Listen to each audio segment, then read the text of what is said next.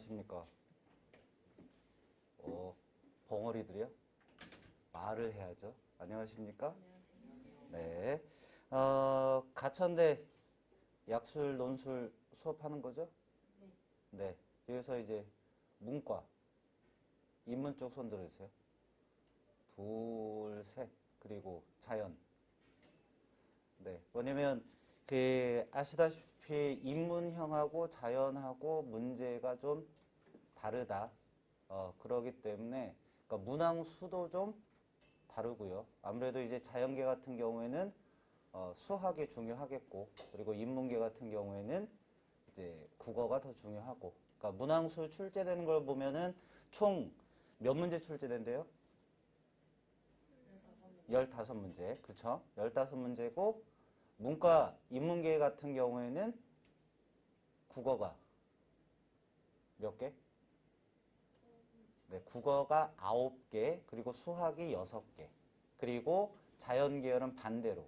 그래서 국어가 6개, 이제 수학이 9개가 출제가 됩니다. 근데 이제, 아무래도 이제 시험 난이도를 놓고 보게 되면 비교적 쉽다. 그래서 실제로 시험에서 합격하는 친구들이 15문제 가운데서 몇 개 정도 맞으면 합격을 할까? 좀 많이 맞아야 돼요. 실제로 이제 합격하는 경우를 보면 그랬을 때 아무래도 이제 그 이과 쪽이 그 합격을 하기 위해서 맞춰야 되는 문항수가 좀 더 많고요. 그리고 문과가 상대적으로 조금 적다고 보이더라고. 결과 나온 걸 보니까. 근데 최소한 못해도 15문제 가운데서 12문제 정도는 맞춰야 합격이 될 수 있다라는 결과입니다. 그러니까 15문제 가운데서 3문제 이상 틀리면 안 된다라는 이야기고, 근데 실제로 시험 문제를 보게 되면 특히 국어의 경우에는 그렇게 틀릴 만한 수준의 문제는 아니다라는 이야기예요. 근데 그러다 보니까 이제 어떤 경우들이 있냐? 아무래도 국어가 쉽습니까? 수학이 쉽습니까? 자, 수학이 쉽다. 아니, 자연계열이 이렇게 많다면서 국어가 쉽다. 그냥 다 어렵다. 근데 일단 국어가 비교적 둘을 놓고 보게 되면 아무래도 수학보다는 국어가 좀 쉽겠죠. 근데 그러다 보니까 이제 학생들 같은 경우에는 이제 국어는 좀 소홀히 하고, 그리고 수학을 더 열심히 하는 경우들이 많단 말이야. 근데 이해는 해요. 근데 중요한 건 국어를 몇 개를 맞냐, 수학을 몇 개를 맞냐, 이게 중요한 게 아니라 합쳐서 몇 개를 맞히느냐, 그거란 얘기지. 그렇기 때문에 제 생각은 뭐냐, 국어는 일단 시간 투자는 해야 된다. 그리고 국어는 무조건 다 마친다라는 각오로 준비를 해 주셔야 돼요. 그러니까 이제 국어는 좀 쉽기 때문에 국어는 좀 소홀히 하고 수학에서 올려야 되겠다. 근데 국어에서 몇 개 틀려버리게 되면 어쨌거나 답은 없어진다는 얘기죠. 합격하고는 가까워질 수가 없다는 얘기야. 그렇기 때문에 반드시 국어는 다 맞춰야 된다라는 생각을 해주셔야 되겠고, 그리고 그렇기 때문에 시간 투자를 좀 제대로 해줄 필요가 있다라는 이야기입니다. 그리고 조금 있다가 이제 기출문제를 드릴 거예요. 근데 작년에 처음 시행이 됐고 이제 올해가 2년 차인데 일단 가천대 이제 기출문제를 봐야 이런 식으로 실제 시험이 출제되는구나 라는 것을 스스로가 한번 느껴보는 게 이제 가장 좋기 때문에, 그래서 기출문제를 조금 이따 나눠 드릴 거고요. 근데 일단 가천대 기출문제를 놓고 보게 되면 딱 두 건입니다. 수능 특강하고 수능 완성하고. 다 수능 특강 다 풀어보셨어요? 처음부터 끝까지? 수능 완성은 이제 좀 풀고 있거나 아니면 이제 풀려고 준비를 하거나 이제 그럴 거라고 생각을 하는데, 수능 특강하고 수능 완성에서 출제가 됩니다. 그러면 뭐하고 좀 비슷해? 범위가. 수능하고 비슷하지. 근데 수능하고 완전한 차이가 있어요. 어떤 차이가 있느냐? 수능은 우리가 연계율이라고 하죠. EBS 연계율 해가지고서 뭐 70% 연계다라고 이야기를 하잖아. 근데 이 70% 연계라고 했을 때 연계의 기준이 뭘까요? 연계의 기준이 지문일까? 문항일까? 지문일까요? 문제일까요? 그냥 자유롭게 대답하시면 돼요. 70% 연계다.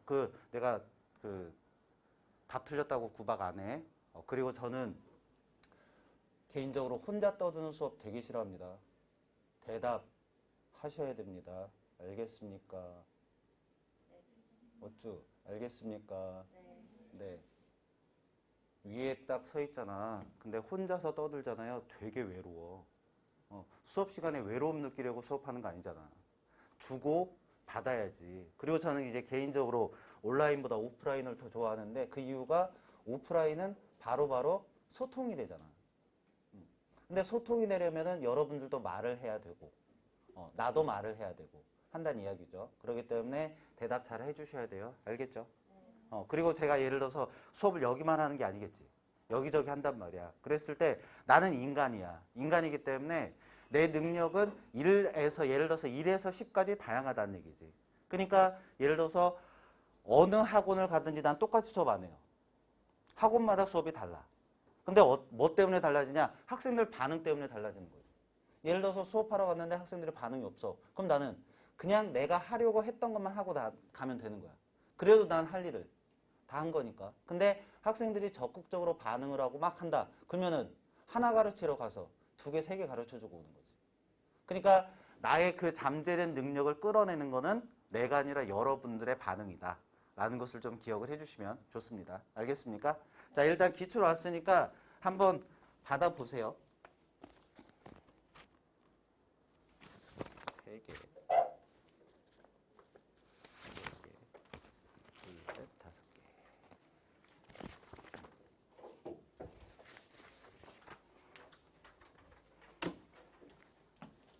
사실 이게 이름이 약술형 논술이라고 하는데 개인적으로 이거는 논술이 아니에요.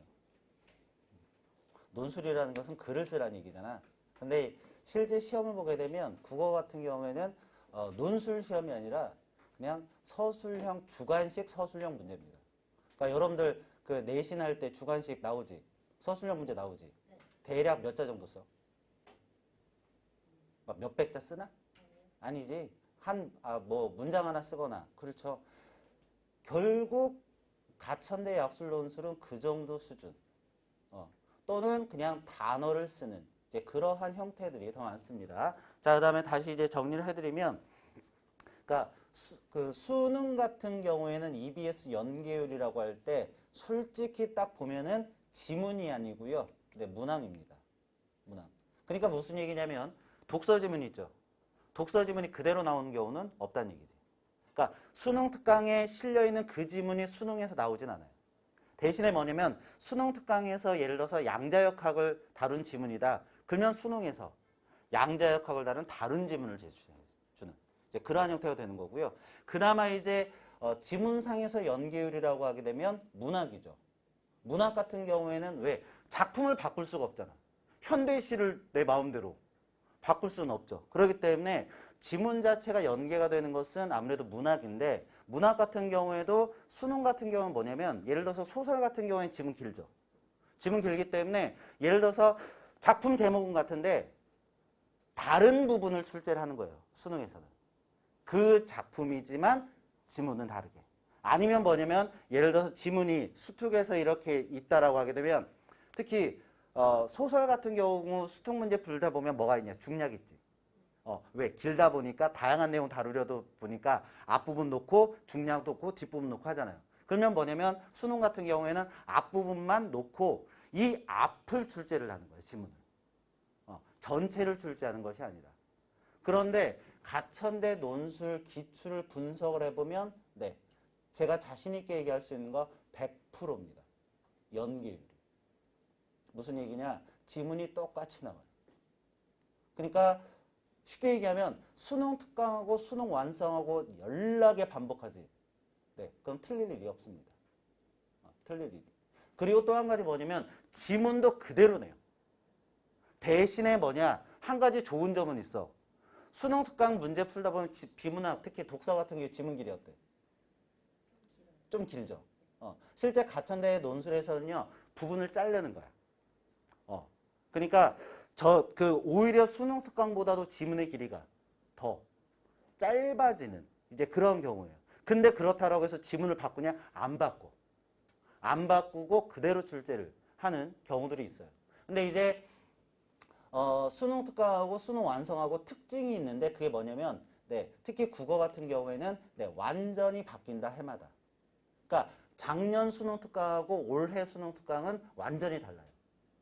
특히 독서 같은 경우에는 지문 자체가 같은 지문이 하나도 없어요. 그러니까 저도 그 수능 강의를 하면서 그 해마다 이제 그 EBS에서 이제 출제하니까 변형 문제를 만들어야 되잖아. 짜증나는 게 그거야. 해마다 변형 문제 따로 만들어야 돼. 다시 만들어야 돼. 바뀌니까.